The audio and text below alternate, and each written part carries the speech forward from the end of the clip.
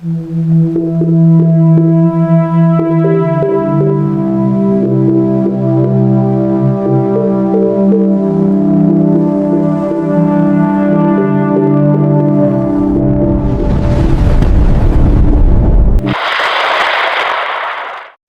araw po sa inyong lahat mga kababayan. Narito na po tayo ngayon para ibahagi ang pinaka-latest at pinaka-kumpletong update sa magiging lagay ng panahon para sa araw na Lunes, ika-15 ng Disyembre taong 2025, isang mahalagang impormasyon para sa lahat ng nagpaplano ng kanilang araw, mula sa mga nagtatrabaho, mag-aaral, hanggang sa mga pamilyang lalabas ng tahanan. Sa kasalukuyan pong oras, ang low pressure area na matagal na nating sinusubaybayan sa silangang bahagi ng Mindanao ay nananatili pa rin sa kanyang kasalukuyang lokasyon na walang malaking paggalaw mula noong huling ating ulat. Batay sa pagsusuri ng ating mga meteorologo, mababa pa rin po ang tsansa na ang nasabing LPA ay magiging ganap na bagyo sa mga susunod na ilang oras at darating na mga araw.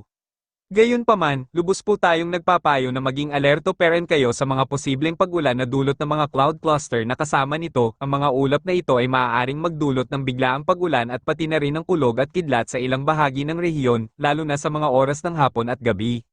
Samantala, bukod po sa LPA na ating pinapanood, mayroon pa tayong dalawang pangunahing weather system na patuloy na nakakaapekto sa buong bansa, ang hanging amihan at ang easterlies. Ang hanging amihan ay nagdudulot ng malamig at tuyong hangin mula sa hilaga, habang ang easterlies naman ay nagpapadala ng init at kahalumigmigan mula sa silangan.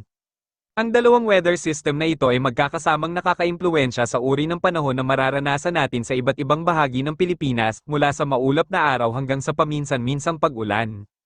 Para sa mas detalyadong impormasyon, mga posibleng pag-ulan, at ang epekto ng hanging amihan at easterly sa inyong partikular na lugar, hinihikayat po namin kayong pakinggan ng maingat ang ating mga kasamahan sa pagsasagawa ng panahon update.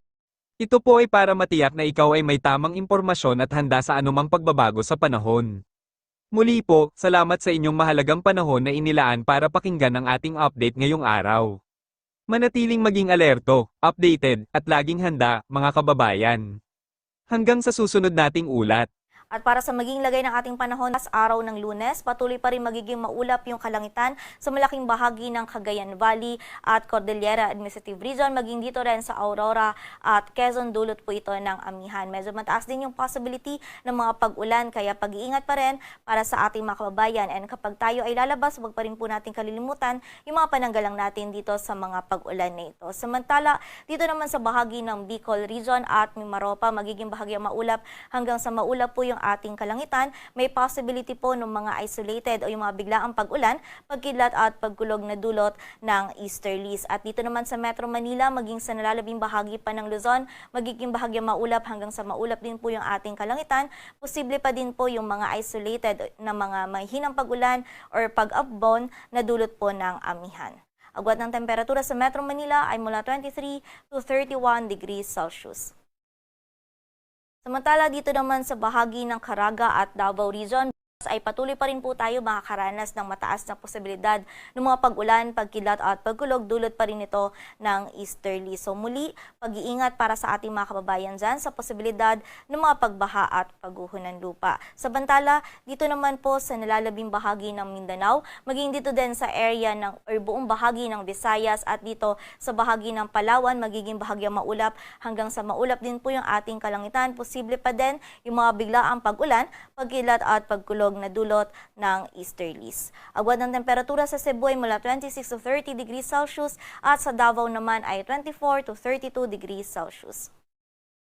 Sa kasalukuyan, dahil po sa amihan, meron tayong nakataas na gale warning sa mga dagat baybayin ng Batanes, Cagayan, Isabela, maging sa Ilocos Norte, ilang dagat baybayin ng Ilocos Sur at ng Aurora, kung saan hindi po muna natin pinapayagang pumalaot yung mga kababayan natin mangis, dapat din na rin yung may mga maliliit na sasakyang pandagat. And for the rest naman po ng seaboards ng Luzon, pag-iingat din para sa ating mga kababayan sapagkat magiging katamtaman hanggang sa maalon yung lagay ng ating karagatan.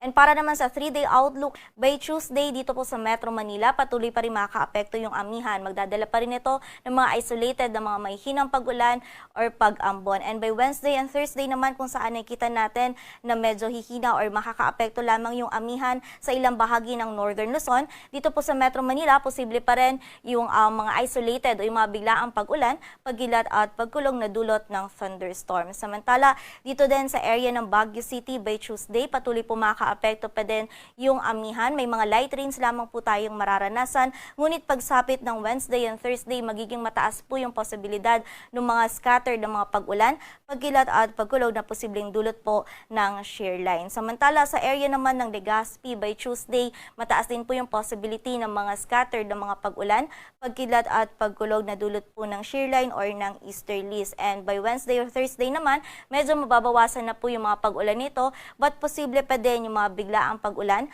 pagkilat at pagkulog. Agwat po na temperatura sa Metro Manila ay mula 23 to 31 degrees Celsius, sa Baguio ay 16 to 25, sa Legazpi City naman ay 25 to 32 degrees Celsius.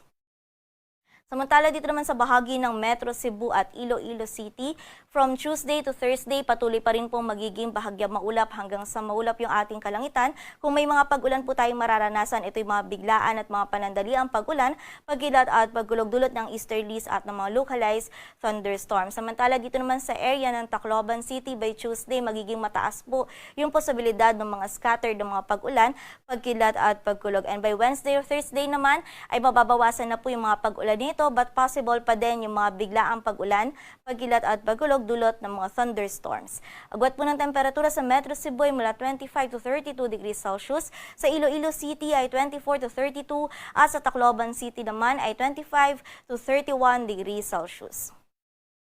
Samantala dito naman sa bahagi ng Metro Davao, from Tuesday to Thursday, patuloy po makakaranas dyan ng maulan na panahon. Magiging mataas po yung posibilidad ng mga scattered ng mga pag-ulan, pagkidlat at pagkulog dulot po ito ng easterlies, and possible by Wednesday at Thursday ay dulot po ng ITCZ. So patuloy pong pag-iingat para sa ating mga kababayan dyan sa posibilidad ng mga pagbaha at pagguho ng lupa. Samantala sa area naman ng Cagayan de Oro City at Zamboanga City, patuloy pa din magiging bahagyang maulap hanggang sa maulap yung ating kalangitan. May mga isolated na mga pag-ulan, pagkilat at pagkulog pa rin tayong mararanasan dulot ng mga localized thunderstorms. And during severe thunderstorms, ito pong mga pag-ulan nito ay posible pa rin maging katamtaman hanggang sa mga malalakas na pag-ulan na maaari pa rin magdulot ng mga pagbaha at pagguho ng lupa, kaya naman pag-iingat pa rin para sa ating mga kababayan. Agwat ng temperatura sa Metro Davao ay mula 24 to 32 degrees Celsius, sa Cagayan de Oro City ay 24 to 32 at sa Zamboanga City naman ay 24 to 34 degrees Celsius. Dito sa Metro Manila, ang sunset natin ay mamayang 5:29 PM at ang sunrise naman ay 6:13 AM.